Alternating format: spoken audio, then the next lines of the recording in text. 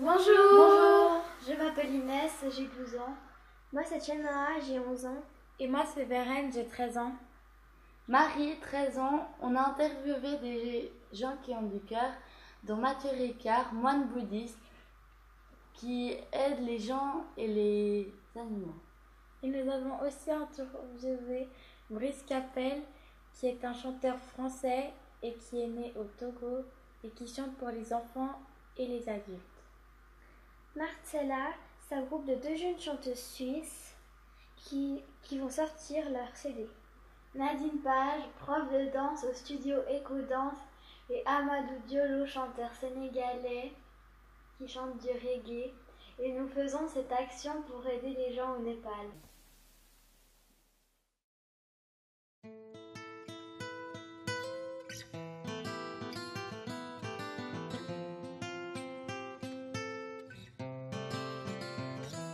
À la gloire de nos pères, à la gloire de nos pères, à la gloire de nos pères, ces grands hommes qui ont traversé les mers pour leur monde, à la recherche d'un avenir plus radieux, un grand sacrifice pour que leurs enfants vivent mieux, acceptant même les plus basses besognes, malgré des années d'études et leurs diplômes. Je te parle à tous ceux qui sont partis avec rien pour seul bagage, des rêves d'un plus beau lendemain. Faisant face à différents obstacles, leur couleur faisait de seul un vrai spectacle. Affrontons les regards toujours avec fierté, c'est ainsi que ton père t'a éduqué. À donner le double pour obtenir le simple, il te le répétait sans cesse comme un vieux sample. Ne te parlons que rarement français, afin que tu ne puisses jamais oublier. À la gloire de nos pères,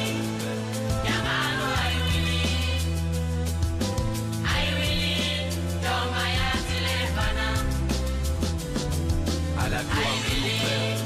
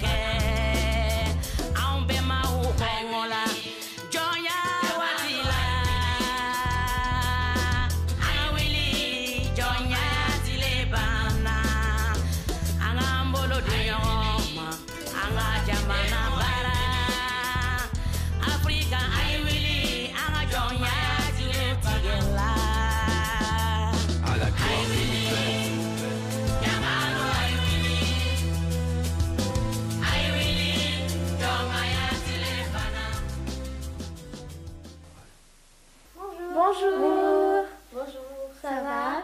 Ça va et vous? Oui, merci. D'où venez-vous? Alors moi je viens d'un petit pays d'Afrique qui s'appelle Burundi. Pourquoi soutenez-vous une association? Alors je soutiens une association pour en fait faire avancer nos projets. C'est-à-dire on a fait déjà certains projets comme organiser des voyages à l'étranger dans le but de danser dans la meilleure école du pays. On a été à Londres, à Paris, à Berlin. Et puis aussi on a aussi qu'est-ce qu'on a fait? On a fait plein de choses. Et en fait, on aimerait continuer à faire avancer ces projets. Quel est le nom de l'association? Alors, notre association s'appelle Art Libre. Donc, Art Libre, pourquoi? Parce que comme on aimerait promouvoir les arts, ça veut tout dire. C'est qu'on veut que les arts s'expriment et puis on veut échanger, on veut que les arts se rencontrent. Quel est le but de votre association?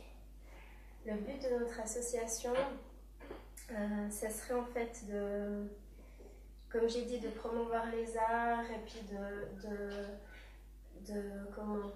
par exemple, dans nos studios EcoDance, on aimerait que des artistes et danseurs puissent venir répéter dans nos studios et à bas prix, parce que c'est vrai que c'est pas toujours évident de trouver une salle. Et puis aussi que, comme on a un studio d'enregistrement dans nos locaux d'EcoDance, que en fait puisse faire des enregistrements, des sessions live. Voilà. Qu'est-ce qui vous a donné envie de danser? Alors, l'envie de danser, ça a été en regardant la télévision, en voyant des belles ballerines avec leurs tutus et en voyant des clips télé. Et ça m'a fait rêver et j'ai dit moi aussi je veux danser comme ces gens. Qu'est-ce que vous voulez transmettre à travers la danse? Alors, j'aimerais transmettre ma passion, j'aimerais pouvoir transmettre ce que j'ai appris et voir évoluer aussi mes élèves, les faire grandir, apprendre aussi d'eux aussi. Et puis les voir grandir artistiquement aussi. Voilà. Qu'est-ce qui vous a poussé à ouvrir une école de danse? Alors justement, cette envie de voir, de pouvoir créer, de pouvoir aussi évoluer, d'apprendre aussi. Et surtout en fait de partager, de montrer en fait ce que surtout c'était le fait de partager, c'est ça en fait, et d'exprimer ce que j'avais en moi, et aussi que mes élèves puissent donner des idées, donc qu'on puisse créer ensemble. Que pensez-vous que nous puissions faire pour un monde meilleur? Je pense qu'il y aurait beaucoup de choses à faire, mais surtout ça serait d'être plus à l'écoute, d'accepter les différences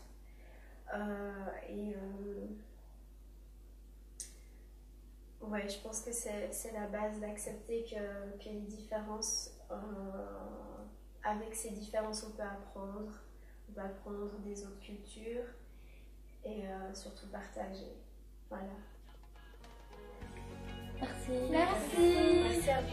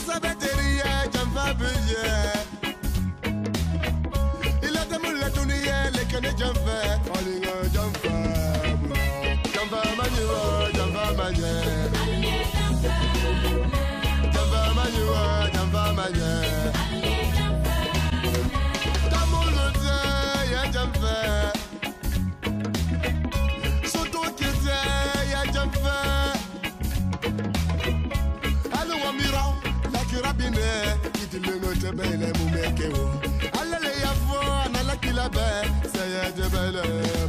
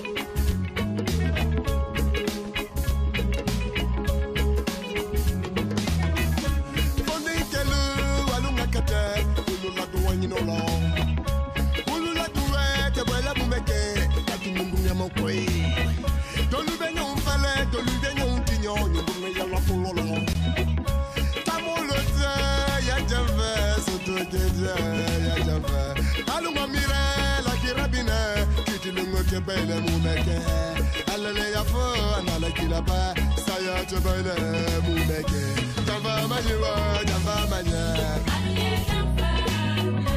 jamba majiwa jamba manya jamba majiwa jamba manya jamba majiwa jamba manya.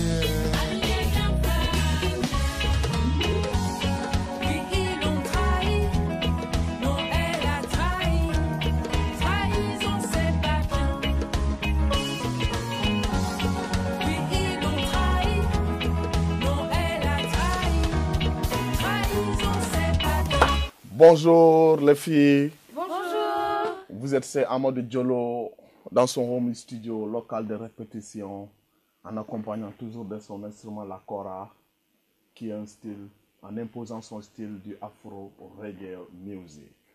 Vous êtes la bienvenue. Merci. Ça va? Ça va très bien et vous? Oui. Oui, merci. Cool, super. Viens-tu? Du Sénégal.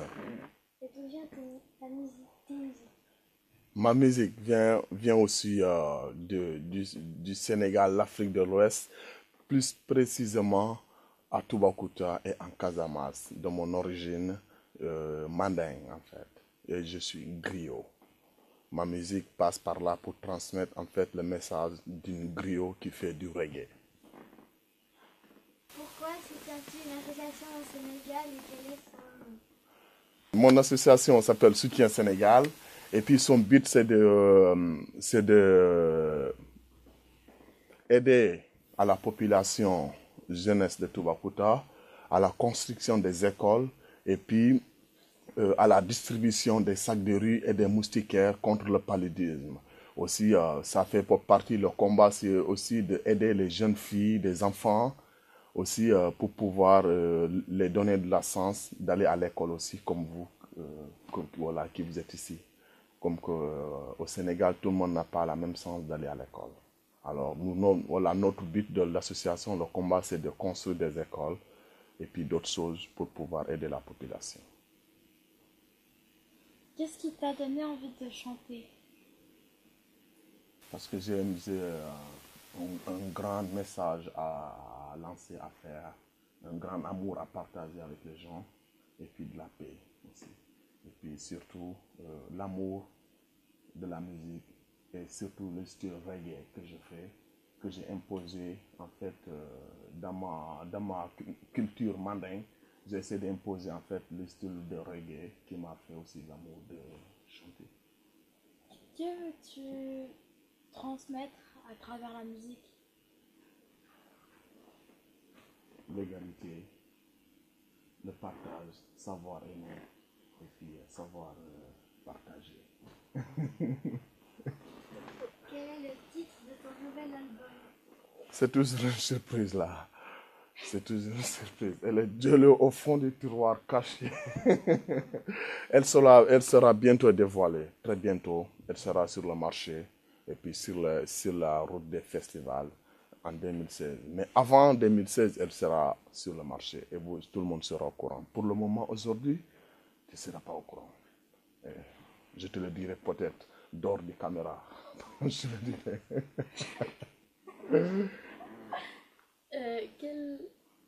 Qu'est-ce que tu penses que nous puissions faire pour un monde meilleur? C'est de savoir partager, c'est de savoir essayer de comprendre l'autre comme quoi que la vie elle est faite pour être ensemble, que l'un est mieux que l'autre, on est tous égaux. Alors, le jour que tout le monde comprendra ça, on aura un monde meilleur qui ne coûtera rien du tout. Bonjour. Bonjour, Comment ça va? ça va bien et vous? Merci. J'ai mes lunettes parce qu'elles deviennent toutes noires, je ne vous vois plus. Vous revenez du Népal? Je reviens du Népal, oui. Pouvez-vous nous parler de la situation des gens et la reconstruction Oui. du pays? Alors, nous, ça fait 15 ans qu'on est sur le terrain avec toute une équipe, on a une clinique, il y a 60 personnes, c'est tous des Népalais. Ça s'appelle Karuna, l'association, qui veut dire Compassion, et cette chaîne, c'est le nom du monastère. Et donc, les dégâts ont surtout été dans les villages. Il y a des villages qui ont été détruits à 80%. Et depuis 3 mois, toutes nos équipes ont réussi à aider 210 000 personnes dans 540 villages, en leur donnant de la nourriture pour 1 mois chacun, des soins médicaux. On a amené 60 tonnes de riz dans ces différents villages. Pour certains villages, il faut faire plus de 24 heures de voiture, de portage, etc. Donc il y a encore beaucoup à faire, mais les gens sont très grande force d'âme. Ils ne sont pas là à pleurnicher, ils se remettent au travail, ils sont habitués à la vie dure. Et donc voilà, il y a encore 2-3 ans pour reconstruire les écoles, faire des projets agricoles, prévenir le trafic humain, parce qu'il y a du trafic d'enfants, etc. Et puis, voilà, toutes ces choses-là pour leur faire repartir dans la vie. Comment êtes-vous devenu traducteur du Dalai Lama?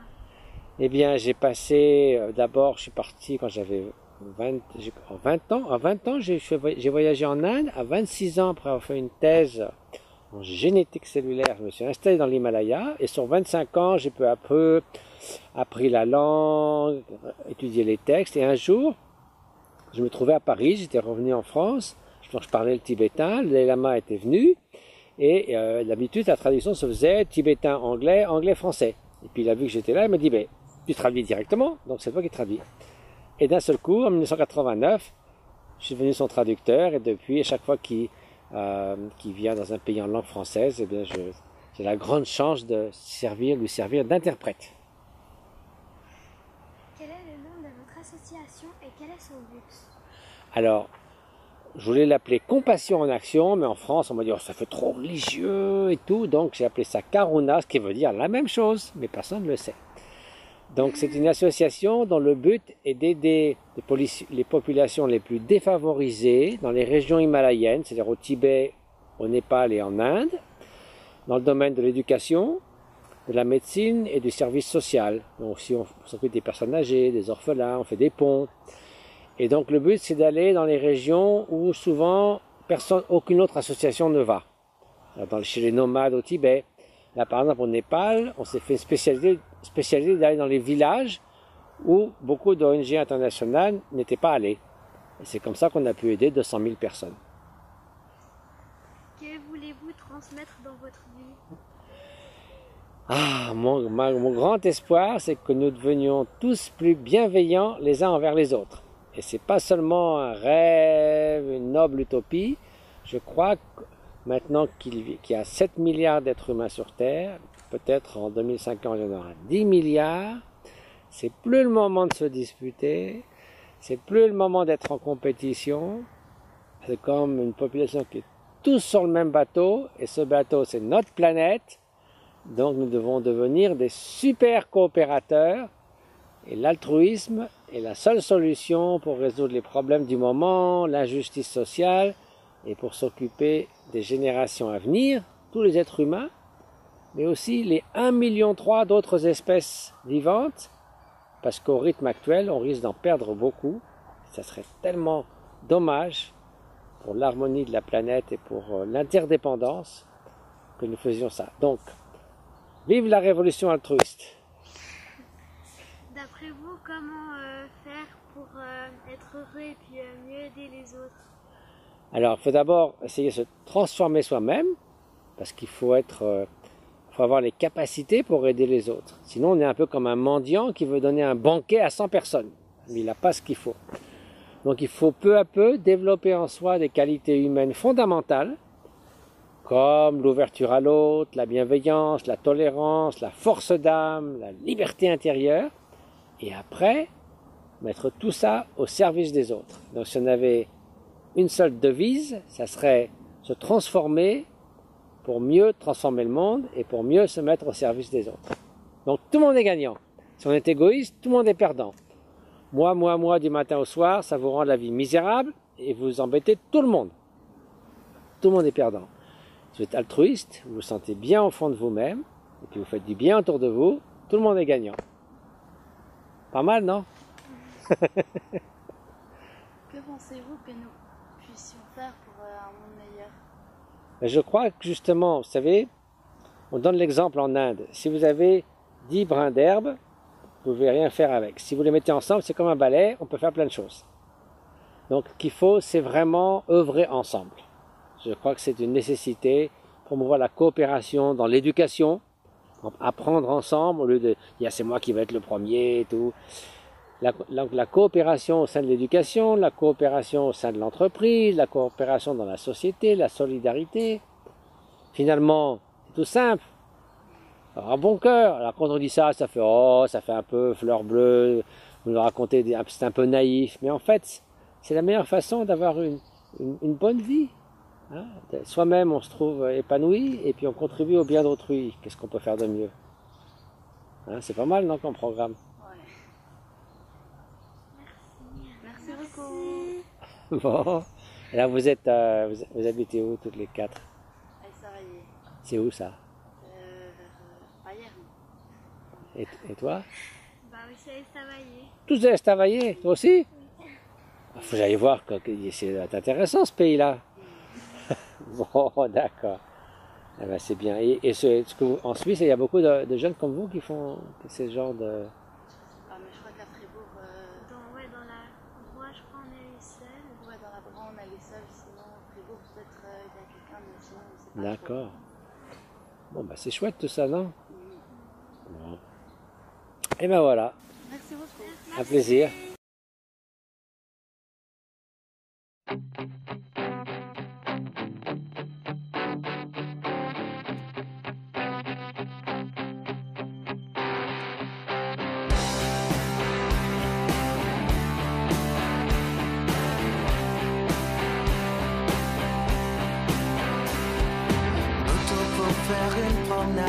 Bouton pour aller poster des cartes postales. Bouton pour noyer le passé. Bouton pour ne plus penser qu'à l'avenir. Et quand Paris m'a donné des nouvelles, mes yeux se sont fermés pour penser à l'ami. J'ai vu tomber les gouttes du ciel, mes yeux se sont vidés de larmes couleur de pluie. Amis d'un soir et d'un jour, amis d'une vie pour toujours, t'es parti. Amis nous a quittés. Amis d'un soir et d'un jour, amis d'une vie pour toujours, t'es parti. Amis pour une nuit. Vivant je suis et je reste, vivant plus fort que jamais, carte postale. Un ami, vivant pour moi il le reste, vivant sous fond de cet amour passion qui l'a meurtri. Victime, t'as juste le temps de te dire qu'un ami est parti, qu'il est déjà trop tard. T'as plus qu'à forger cet avenir comme un nouveau défi, comme un nouveau départ. Amis d'un soir et d'un jour, amis d'une vie pour toujours, t'es parti. Amis nous a quittés. Amis d'un soir et d'un jour, amis d'une vie pour toujours, t'es parti. Amis pour une nuit.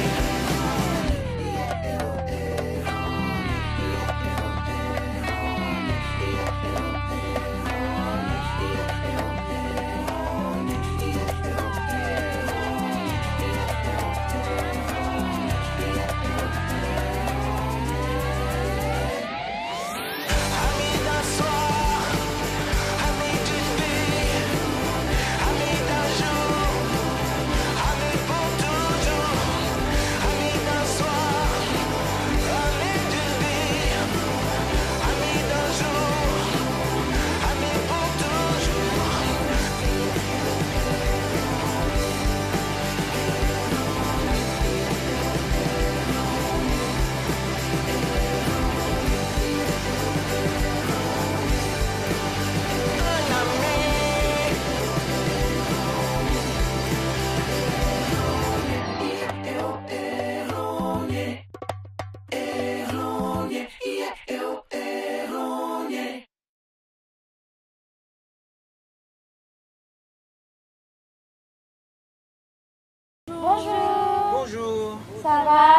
va, très bien.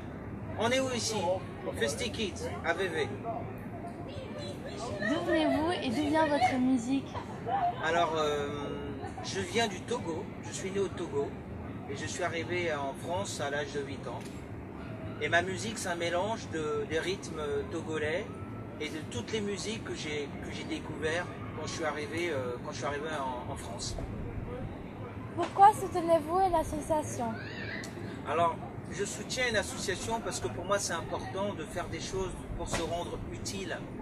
Une association sert à plein de choses, ça sert à aider les gens, ça sert à construire et moi j'ai fait ça pour pouvoir aider. C'est sur le caritatif, c'est le caritatif qui m'intéressait. Quel est le nom de votre association et que signifie-t-elle? Alors, le nom de mon association, c'est MEA et ça signifie musique en aide. La musique pour aider d'autres personnes. Quel est le but de votre association? Alors, le but de l'association, c'est très simple. Vous avez aujourd'hui, moi, je considère que la musique doit être ouverte à tous et doit être accessible à tous. Et le problème, c'est que parfois, la musique n'est accessible qu'à des gens qui ont de l'argent. Donc, j'ai créé cette association pour aider des enfants ou des ados qui ont besoin d'aide sur le plan musical. Je le fais aussi pour des écoles. Quand il y a des écoles qui veulent faire une action, de projet d'action éducative ou de projet d'action culturelle, quand ils n'ont pas d'argent, on intervient et avec l'association, on les aide à peaufiner le projet et on prend en charge le financement de leur projet.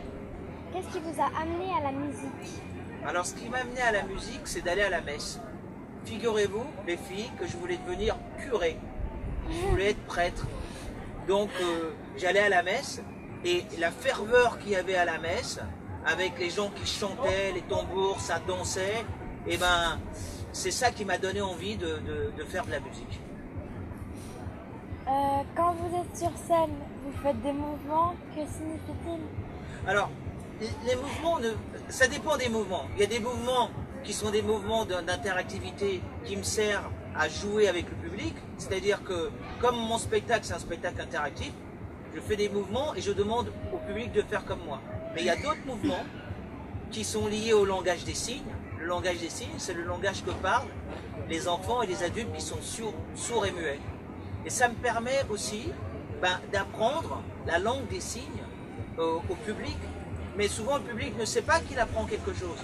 Et après, je peux lui dire à la fin du spectacle que tel mouvement signifie telle ou telle chose. C'est un apprentissage rapide qui est lié à l'acquis et le visuel du spectacle.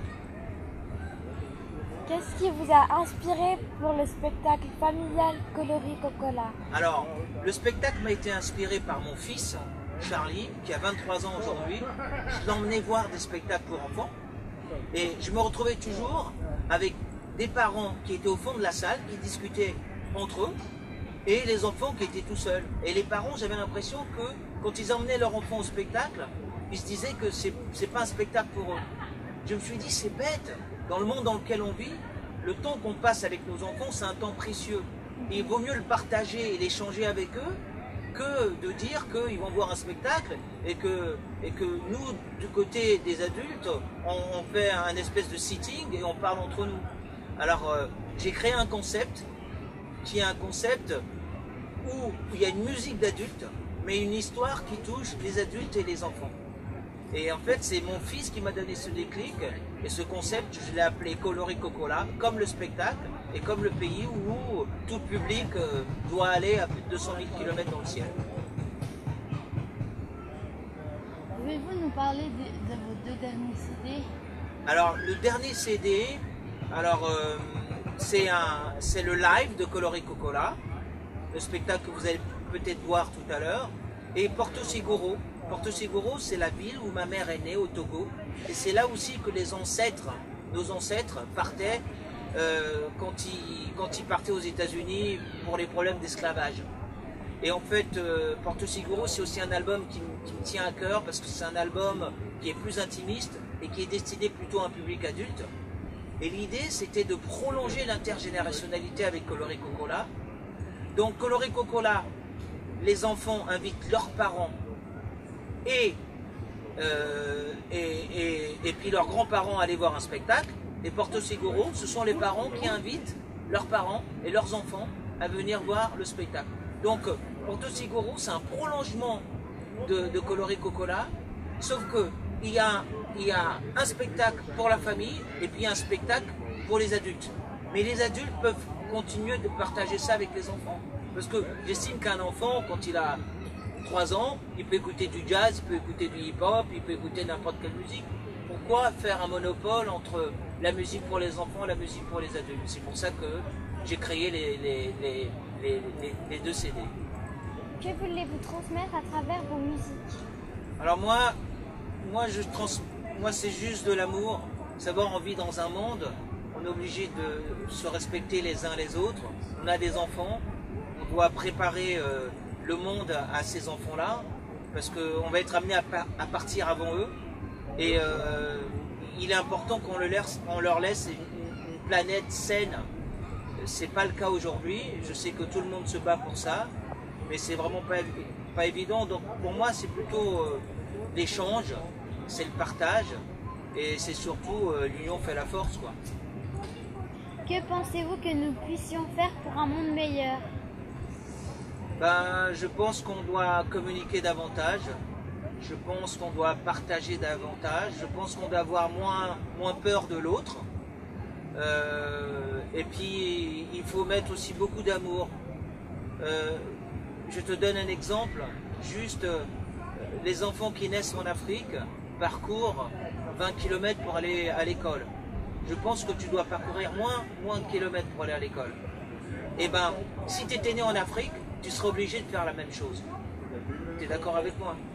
Et ben, si aujourd'hui tu prends conscience de ça, parce que tu fais un voyage en Afrique ou en Inde, et ben, ça suffit pour que les choses avancent. Parce que toi, tu vas prendre conscience de ça et tu vas en parler autour de toi. Et je pense que c'est comme ça que le monde avance. Donc, partage, échange, amour, respect des uns des autres. C'est fini, les filles? Oui. Merci, à bientôt. Bye. I heard this morning about your sufferings. Life is not a game when you're in bed. I heard on the phone that they sent you back home. We'll make sure that you're not alone. We'll make sure that you're not alone. All we want to say is that we love you. All we want to say is that we pray for you. All we want to say, you can count on us. You mean a lot to all of us. We'll support you through hard times. It may take some time until the sun shines, but hold on tight, it'll be alright. It may take a while to bring back your smile, but hold on tight.